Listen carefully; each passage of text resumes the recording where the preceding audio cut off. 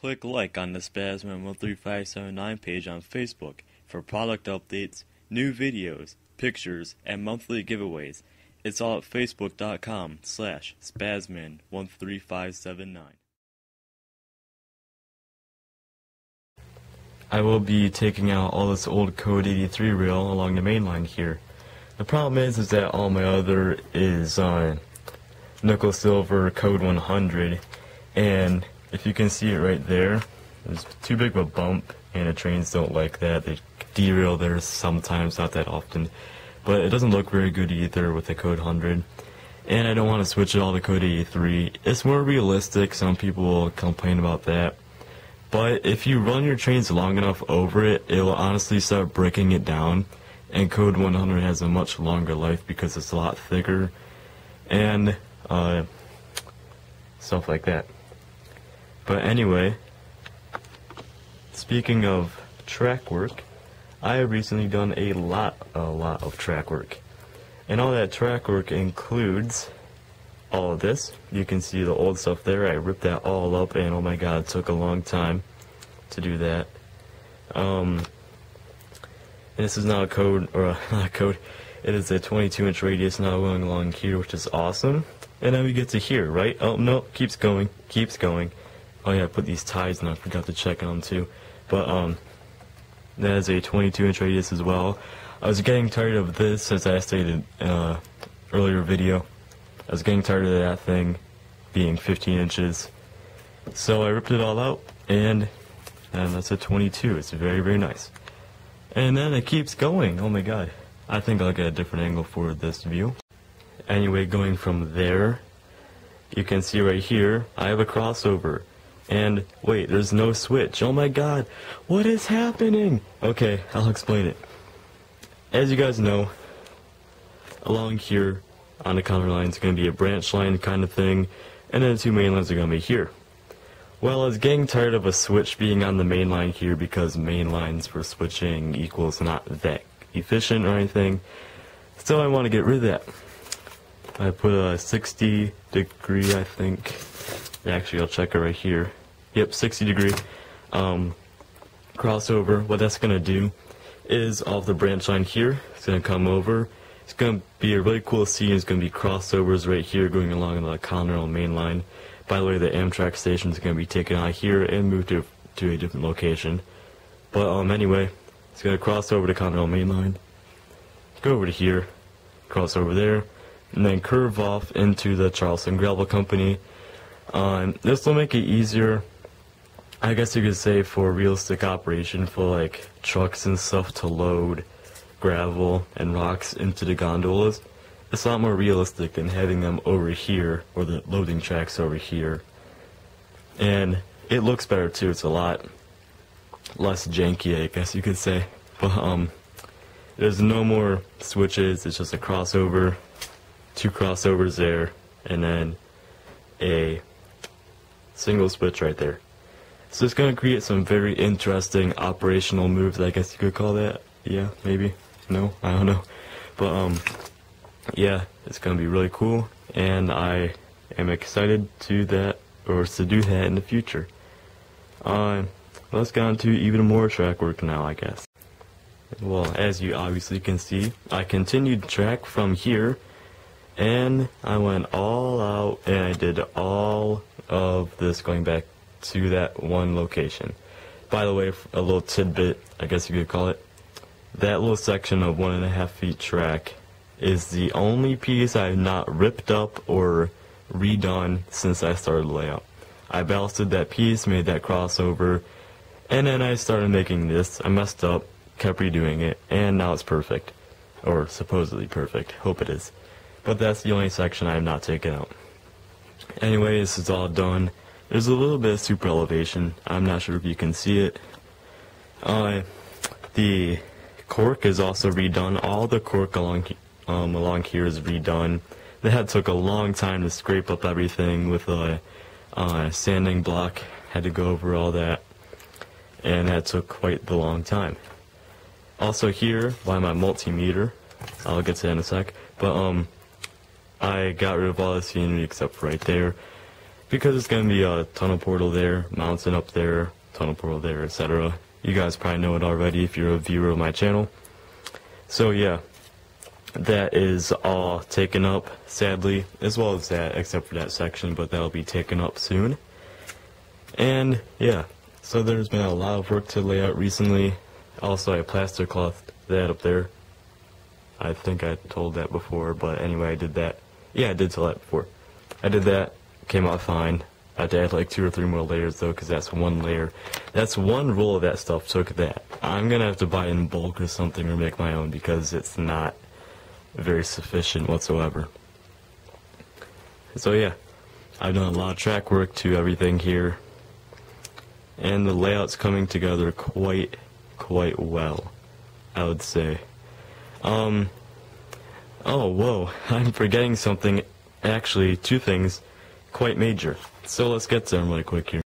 I don't think I showed this engine before, but this is an SP U25B. Wait, no, it can't be U25B. I always get mixed up on this. I can't figure out exactly what it is. If you know what it is, tell me in the comments. It'll be, again, as I said before, greatly appreciated. I always say that, I don't know why. But, this is a Stewart Hobby shell with an Athearn Blue Box underframe. I put an Atlas Master motor in it with Athearn RTR gearing. So it is quite the Frankenstein locomotive. But I bought it unpowered. I redid all the guts on the inside, kinda did some painting here and there. As you can see, the handrails are not painted yet. I bought the shell and the underframe. It was all weathered, all custom painted. This is all custom painted, as you can probably see or tell or whatever. Detail and everything. I took the horn off, but I'll put a new one on soon. I bought it all for $8, and the guy had another one too, and a different number that he also painted and weathered, and I was stupid enough not to buy it. So I was left with one of these kind of stranger engines. I really like it though. It runs awesome, has a DH123 decoder in it. Yes, I know I normally had TCS, but I kind of took the evil route per se and got Digitrax for this one. Yeah, it runs awesome, really nice. Now let's get to big thing, quote unquote big thing, number 2, which is over there. This is the one, the only Cotton Belt GP40-2, number 7645. Hooray! Yeah.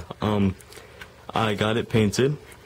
It is fully painted, other than the handrails, I will say that, but I'll get to that in a second. It is really detailed. One detail I want to point out that you guys have not seen yet in the project video is this pipe right here. That pipe is for the antenna stand right here. The antenna feed goes to there and then into the cab, right? Now, some people may be wondering, how are you going to get the cab off? Well, I think I was pretty smart here, and if you can tell, there's a gap in between. What I did is I took a piece of wire and another piece of wire there, and those are separate. So I can still pull the cab off, but it still looks really realistic. It looks awesome. Just like you tour the paint here. It came out really nice, I must say. Sorry for the color fringing, but the sensor on this camera is kind of small. There's the back of it, again fully detailed, all that lighting works. Well, I don't have a decoder in it right now, but it shall work in the future.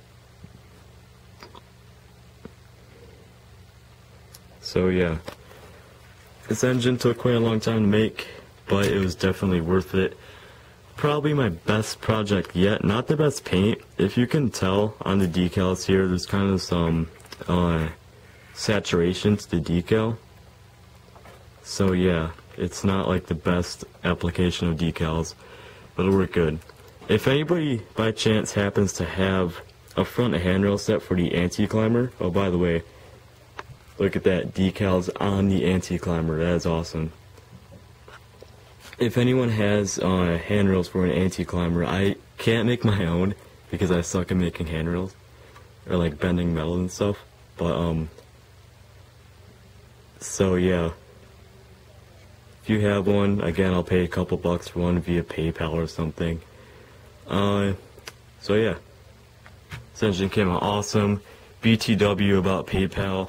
I accept PayPal now. I mean, it makes it a lot easier for you guys to pay. You're always complaining, I don't want to send you a check or cash or a money order if I want to buy something. Yeah, just send me via PayPal. PM me, personal message if you don't know what that is. Information of your PayPal. And somehow, I'm still new to it, so I have no idea how it works or anything. But yeah, so that was this is probably a very long layout update now. I'm trying to make it short, but it's probably at least over 20 minutes. Anyways, thank you guys very much for watching this video. Go to facebook.com/spazman13579. Our first product giveaway will be going on this month. Every month we'll be having a product giveaway. This month it'll be a very small item, but in the future when we get more likes on there, more followers, it will become much greater, even in some cases a locomotive, maybe even custom painted or detailed. Who knows? It could be a long time before that, but it will be well worth it. So go like that, facebook.com, again, /Spazman13579. Thank you guys for watching this video. I appreciate all of your viewership. We just passed 200, 600 subscribers. Why am I thinking 200? And almost to 150,000 channel view or video views as of this point. So those are some awesome numbers for a guy in his basement working on toy trains. I mean, that is a really good numbers. And who knows, even a partnership could be coming up soon. And that'll mean more reviews and stuff. By the way, lots of new videos coming out soon. I'll be going on summer vacation. Hooray! Very soon, here in less than a month probably. So lots and lots and lots of new videos coming up. More rail fanning videos too. I know you guys are done. You don't want me blabber on anymore. So I'll just cut the video here. Again, thanks for watching, and I hope you enjoyed it. Some of you asked what happened to my original project, SP4823. This is what happened. I mean, it's junk. Just junk.